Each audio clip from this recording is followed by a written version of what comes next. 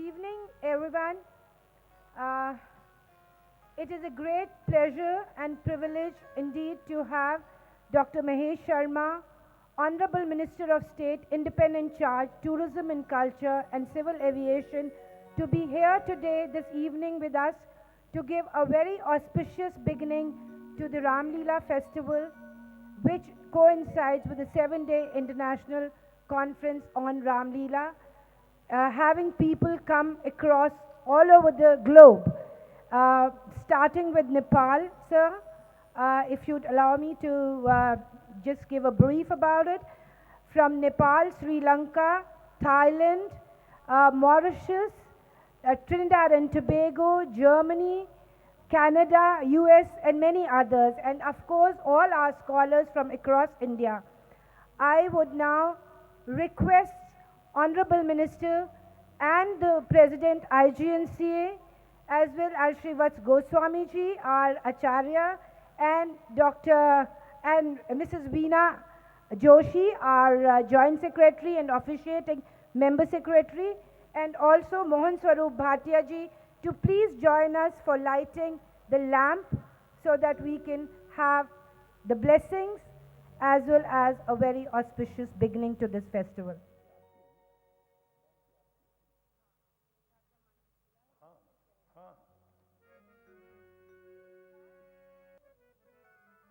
सुरबाला हे सुमन झर शोभा न्यारी की आरती अवध बिहारी रूप धरे शोभा न्यारी. Now request our officiating Member Secretary, Joint Secretary, Mrs. Veena Joshi, to kindly welcome the Honorable Minister with a bouquet of flowers.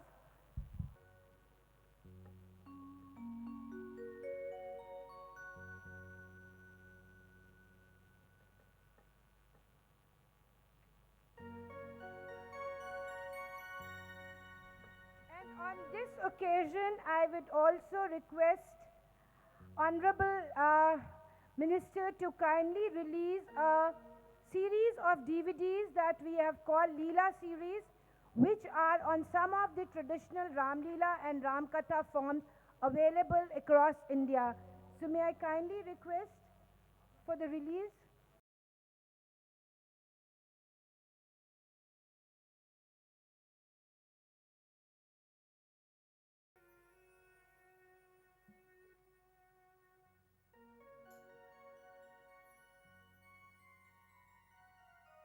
I now request the Honorable Minister to kindly say a few words to this august gathering today and announce the beginning of the festival. मानवता की अमूर्त विरासत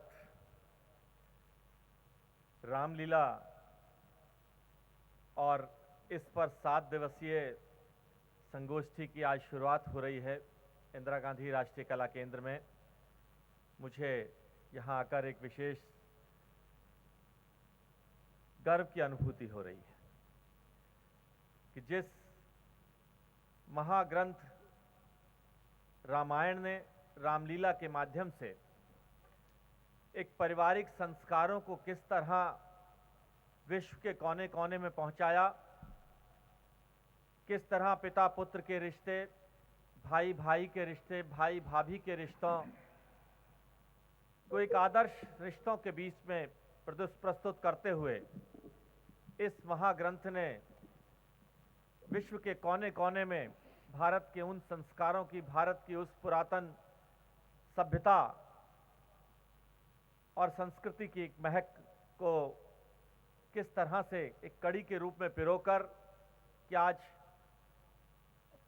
America, Germany, Canada, Thailand जैसे देश आके वैज्ञानिक और विदुषियां अगले 7 दिन तक इस विषय में चिंतन करेंगे. यह हमारा सौभाग्य है, ये भारत भूमि का सम्मान है.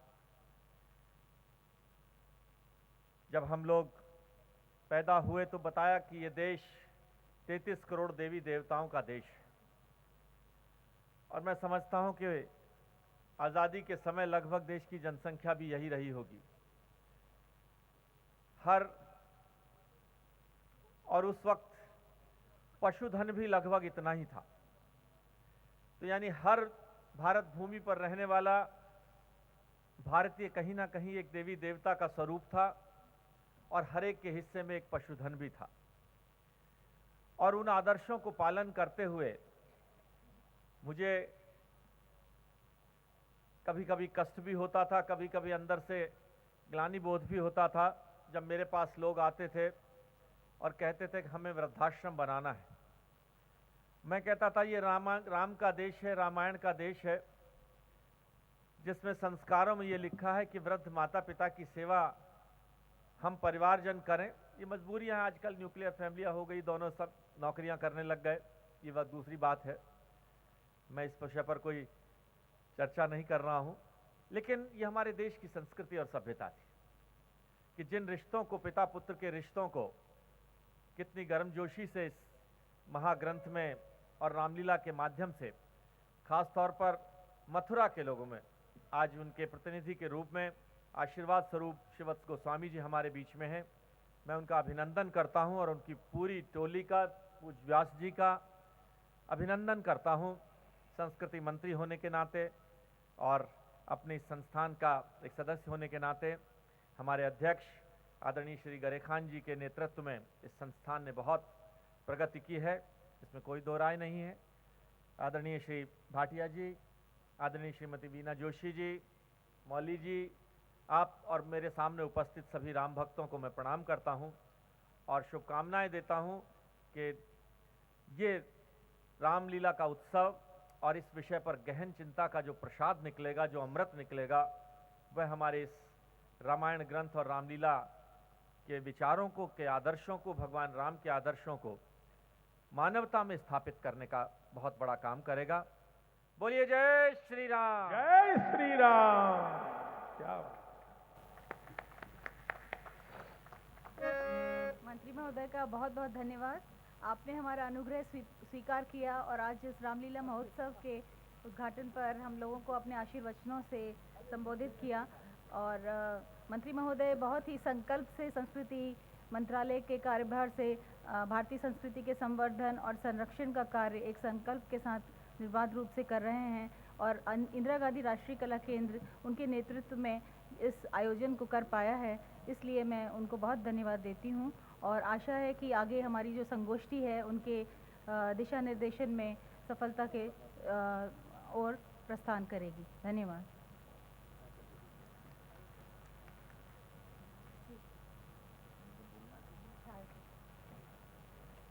और अब हमारे जो आज के ख़ास अतिथि हैं, जिनकी की मथुरा की रामलीला ये लेकर आए हैं, हमारे श्री मोहन स्वरूप भाटिया जी, वो आपसे दो शब्द कहकर अपनी इस रामलीला को अब शुरू करेंगे। जय श्री राम, जय श्री कृष्ण। माननीय संस्कृति एवं पर्यटन मंत्री डॉक्टर महेश शर्मा जी के हार्दिक उद्बोधन के पश्चात अब कुछ कहने को शेष नहीं है। हम सभी बहुत अभिभूत हैं हृदय से, आत्मा से। मथुरा की रामलीला आज प्रस्तुत होने जा रही है। भगवान श्री कृष्ण की जन्मभूमि में भगवान श्री राम की लीलाओं का मंचन। बहुत संक्षेप में इतना कहूँगा कि आज देश के करोड़ों लोग जो साक्षर नहीं हैं, उन्होंने रामलीलाओं के माध्यम से भगवान श्री राम के आदर्श चरित्र, मर्यादा को हृदयंगम किया है। रामलीला ने सहिष्णुता की भावना जागृत की है, असहिष्णुता नहीं। एक मार्गदर्शन किया है जनमानस का और उसी की एक छोटी सी झलक आज यहाँ प्रस्तुत धनुष भंग लीला में आप सबके समक्ष प्रस्तुत होने जा रही है। हम इंदिरा गांधी राष्ट्रीय कला केंद्र के सभी पदाधिकारी और यहाँ उपस्थित राम भक्तों के अनुग्रहित हैं, जिन्होंने यहाँ पधार कर हमें ये अवसर दिया है।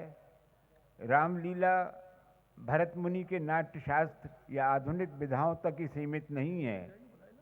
ये एक प्रेरणात्मक स्वतः स्फूर्ति का लीला मंचन है। हमें विश्वास है कि आप सभी का आशीर्वाद कलाकारों को प्राप्त होगा जो भगवान श्री कृष्ण की जन्मभूमि ब्रजभूमि से यहाँ उपस्थित हैं। धन्यवाद। सतानंदी तब जनक बुलाए,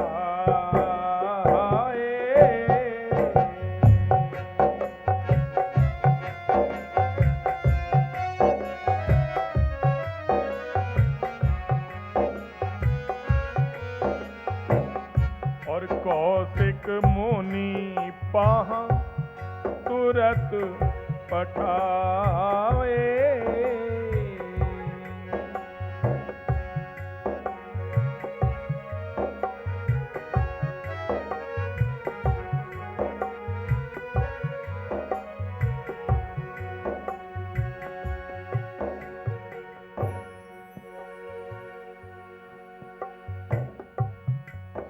सतानंदी तब जनक बुलाए, कौशिक मुनि पहाँ तुरत पठाए। सतानंद तब जनक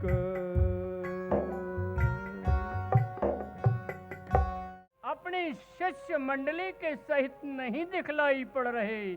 इस कारण सतानंद महाराज कृपा करिए उठ जाइए।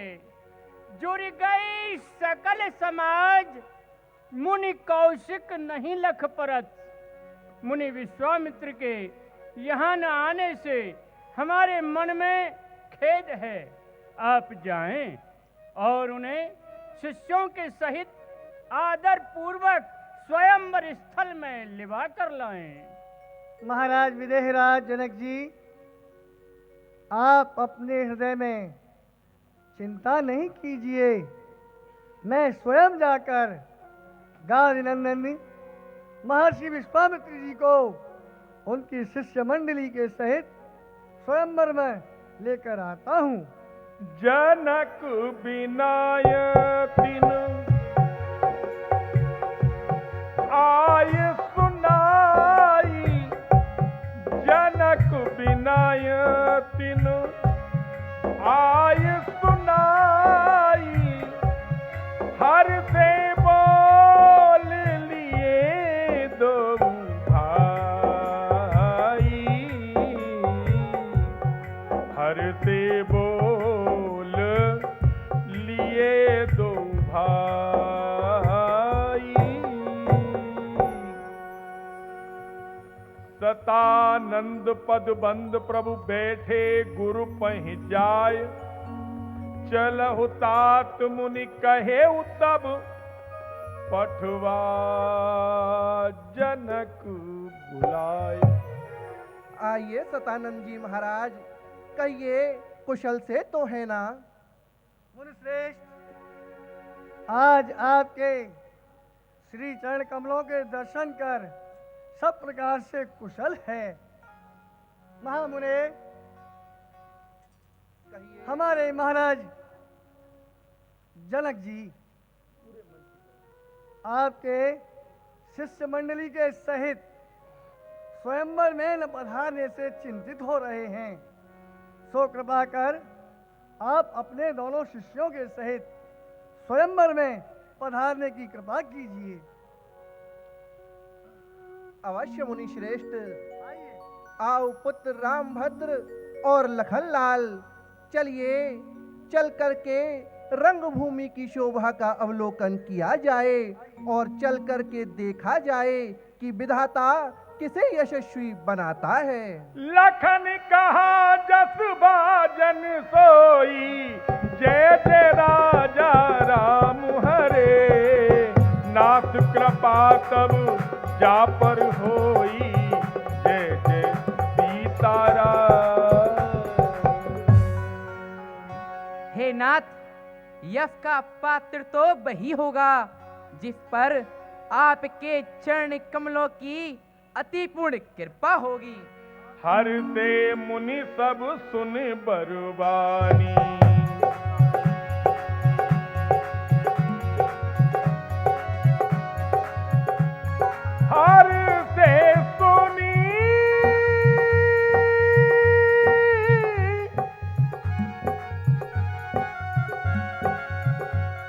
हर से सुनी तब सुने मुनि बानी, दीन असीस सबई सुख मानी। धन्य हो पुत्र रामभद्र और लखनलाल, आप दोनों भाइयों के सभी मनोरथ पूर्ण हो, ऐसा मेरा आशीर्वाद है। हे रंग भूमि आए दो भाई, श्री राम जय जय रामा।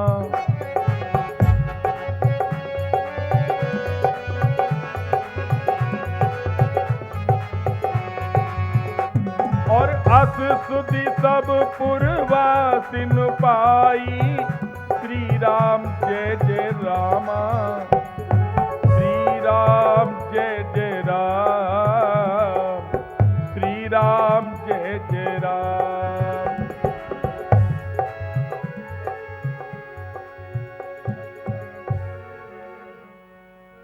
हर से जनक देख दो भाई,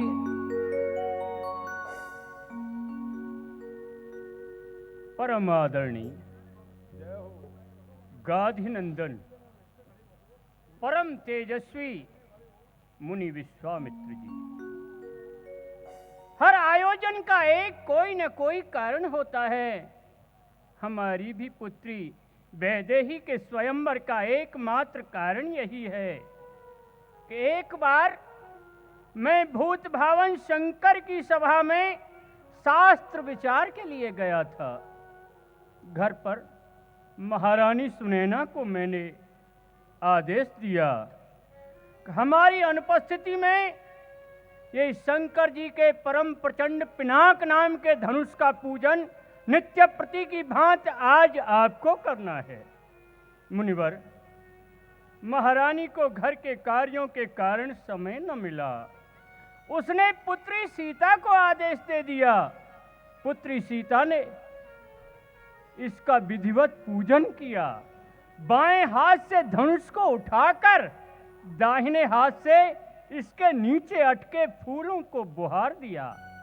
जब मैं महलों में लौटा और मुझे यह समाचार विदित हुआ कि मेरी पुत्री सीता ने इस शंकर जी के परम प्रचंड कोदंड को, जिसे बड़े बड़े सूरवीर हिला नहीं सकते, बाएं हाथ से उठा लिया, तो हर पिता का कर्तव्य है अपनी पुत्री से भी और श्रेष्ठ योग्य वर उसके लिए तलाशे। मैंने भी उसी दिन से दृढ़ प्रतिज्ञ होकर यह मन में ठान लिया और घोषणा करा दी, जो कोई भी वीर शूरवीर योद्धा इस शंकर जी के धनुष को तोड़ेगा, क्योंकि उठा तो मेरी पुत्री ने ही लिया था, उससे अधिक बलवान वह होगा जो इसे तोड़ेगा।